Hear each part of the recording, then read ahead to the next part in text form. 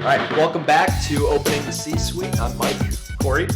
And we've been on a bit of a theme here, a journey. We started with annual planning, we went to board management, and today we're talking about advisory board, which is not the same as a board of directors. That's right. And is sort of a questionable topic. There's a lot of different viewpoints on it, for me at least, in startup circles. Sure. When do you have an advisory board? Should you have an advisory board? What's their say in things? What's their ownership? And there's a lot of contrasting opinions. I was just with my founder group the other week talking about this and different viewpoints. So now, Corey, you've been on board of directors. You've been on advisory boards. I've had advisors. You've had advisors. So start us off with just what is an advisory board? What is different about that from a board of directors? Yeah, and let's break down. And there's different types, right? So an advisory board is not. They don't have any fiscal responsibility for the organization. Yep. So they're not at all responsible for the finances. They're not responsible for the direction of the company. They're there to offer advice because they've been invited in for their expertise. And an advisory board sometimes is an actual formal board that meets where you bring those experts together to talk. Okay. More regularly, it's called a board, but it's a collection of advisors that you reach out. So they have a formal relationship with the company and you reach out to them. Okay.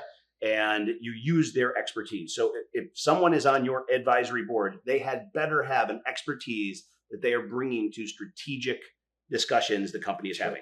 Now, do they meet in an advisory board meeting cadence? I've only had a couple of instances where that occurred. Okay. More times than not, it is one-on-one, or you, the advisor, with the individuals in the company that are worried about the topic you are there to help them with. And for context, I, as a founder 10 or so years, have not had an advisory board. I have had advisors. Yes. But never in a structured board. We then had a board of directors. Yes. So it's actually like I'm on a second venture now. I'm thinking about it. Yeah. And so very genuine conversation here. Pros and cons, like when does it make sense to form an advisory board? When does it not make sense? In part, and let's go through stage, right? Early on, you may need it to draw credibility. Sure. You may be an early stage company and you want to show others that, hey, there's credible people that believe in what we're doing and they're here to help us and we're tapping into their expertise. Yep. So that's really valuable. As you go a little further along, you're going to need, and I'll say the collection of advisors could be referred to as an advisory board. Yeah. That's what I see a lot of companies do. You would need it because, we're trying to solve a problem we don't know how to solve. Yeah. Right. Or we're going to be great example right now. AI is everywhere. Yeah. Well, if you can get a couple of advisors that understand AI, that could really help you, because it's going to be a journey you're going to be on to figure out how to infiltrate AI, how AI infiltrates your company. So, what do you do there? As you get even further, bigger companies, if you look at, large pharmaceutical companies, they have advisory boards, but it's specific around a drug and specific around, so they don't go away as the companies get bigger. They just become more focused, more narrow. Sure. But the theme across all of them is subject matter expertise of the advisor. Right.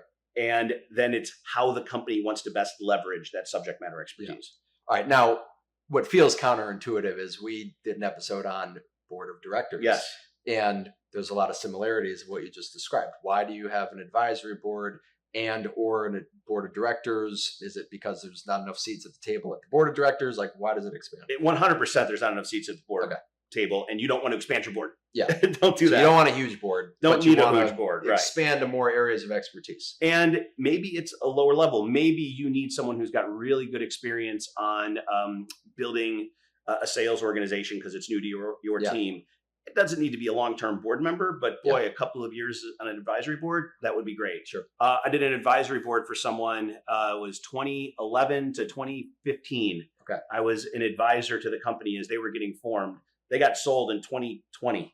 Okay. Right. And so, and I hadn't really talked to them much for years, and it was a point in time. They were doing some strategic work. Yeah. They needed to understand, how does this company think in this space? We're competing with them. What do you think about Yeah. that? Yeah. And my advisory work was regular calls with the CEO. Yeah. Okay.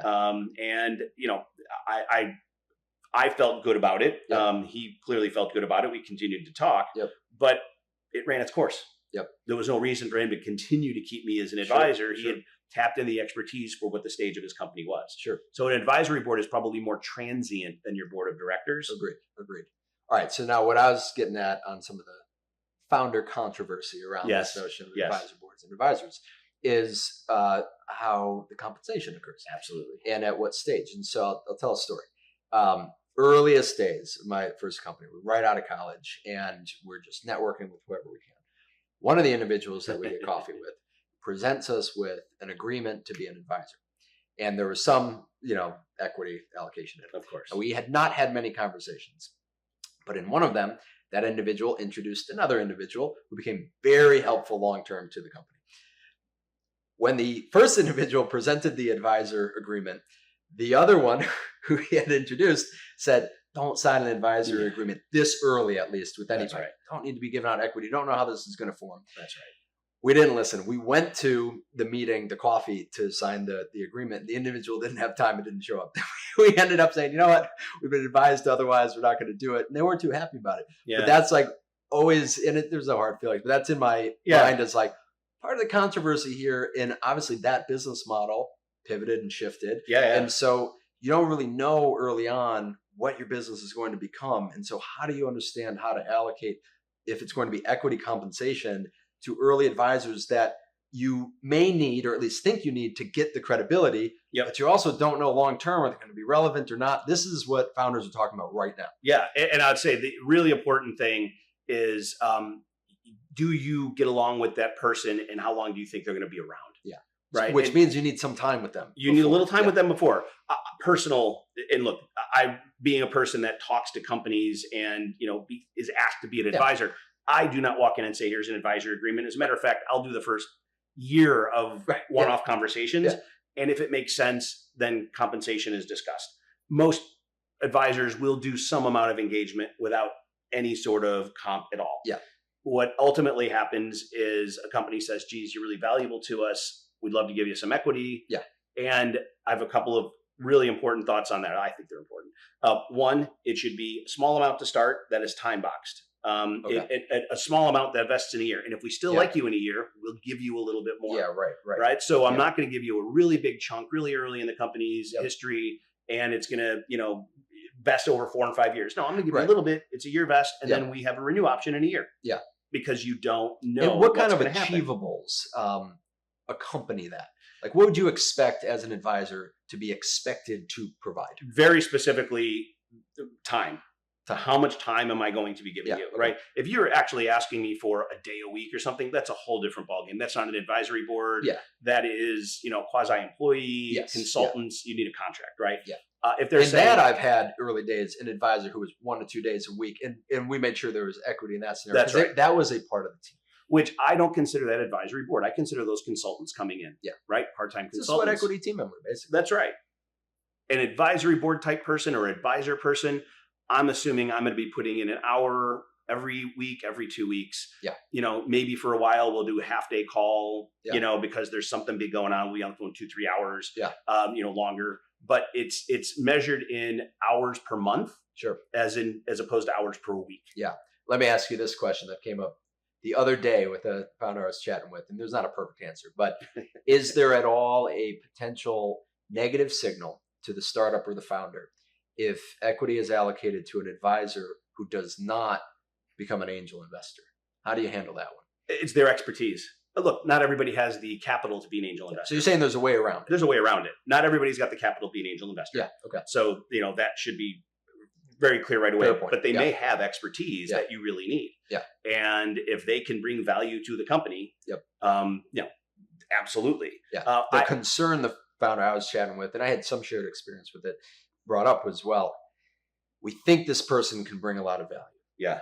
We think it would be fair to have some exchange of equity. However, we're then out fundraising, and if we point to them as an advisor and they say, well, how much did they put in to the round? Do I have a challenge? So I have a problem with that, because if they're asking you how much they put into the round, then they're presupposing this person had to be wealthy enough in order to advise you. Yeah. Okay. Like that's you say you have a problem with that investor. Yeah, that investor, right? I mean, that person's personal wealth shouldn't have anything to do with the expertise that they have to offer. Well, and it shouldn't really be a factor in your assessment of the company. Now, I have had that before, where I was an advisor to a company and another investor was doing some due diligence at how much did you put in? Yeah.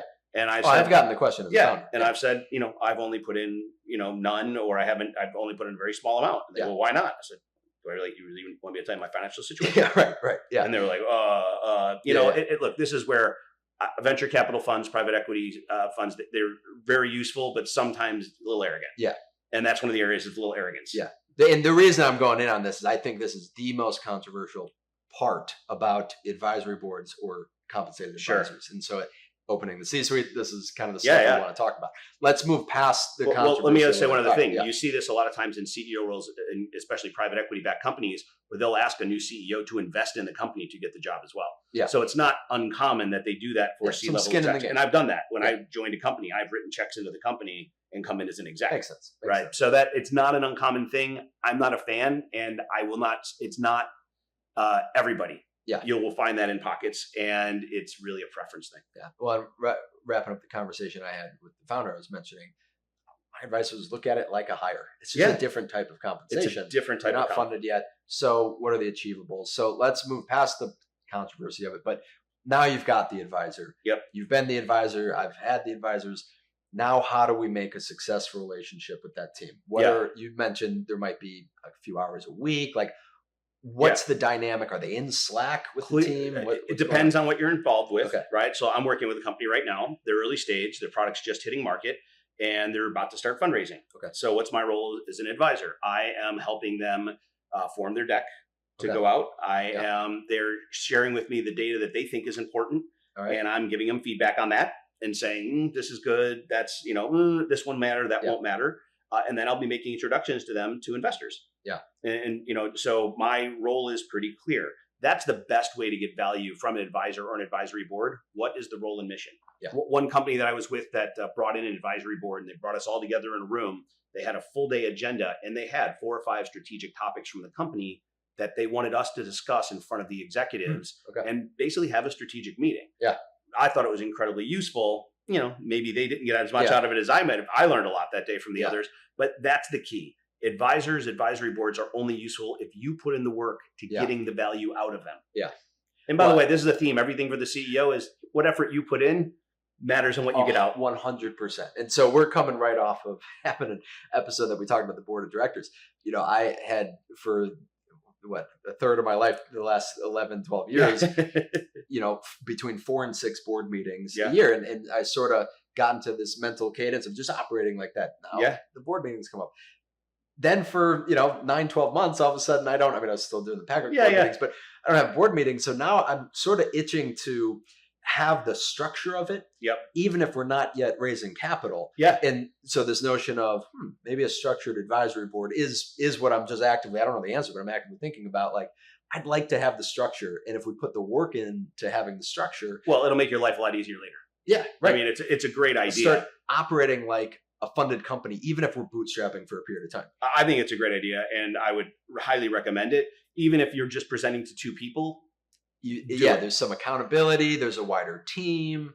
It also structures your thinking. So what's a value? I'm getting together with this company I mentioned before. They have to have put some work into that deck before the next call with me. Right. They have to have made progress, because I'll be like, what am I doing here? Yeah, right. And it's a waste of your time and mine. Yeah. And I'm going to give them feedback. I want to see my feedback next time. Yeah, right. If I come the next time and you didn't touch any of that, either you could say, hey, we didn't touch it because these are the reasons. Great. But then you had to do the work to figure out why it didn't, that wasn't useful feedback. Right. So it really, you can get so distracted and so spread out as a CEO. Some of those advisors and having those set meetings force you into doing some of the work that you need to that's a bit more strategic. Yeah. Because you can get caught in tactical. Even in really large companies, you can get caught in tactical. Yeah. Right. And if the bigger my company gets, what are my advisors doing? It's going to be around a strategic topic. Yeah. And we all know it's easy to talk yourself out of big strategy changes. It's easy to not spend time on it because the day-to-day is too much. Having some sort of advisory board or key advisors that you're accountable to will push the work forward. Yeah. And make you look better in front of the board of directors. Agreed. Right. It's like a good trial. So, all right, last question for you. We got 30 or so seconds. We've been speaking to the operators, the CEOs, the founders out there. Speak to the potential advisors for a second. You're being pitched advising a company, or say you've been meeting and now it's like, let's structure it. How does the advisor assess whether this is a good, fit for their time and if they can make an impact? You got to get along with the team.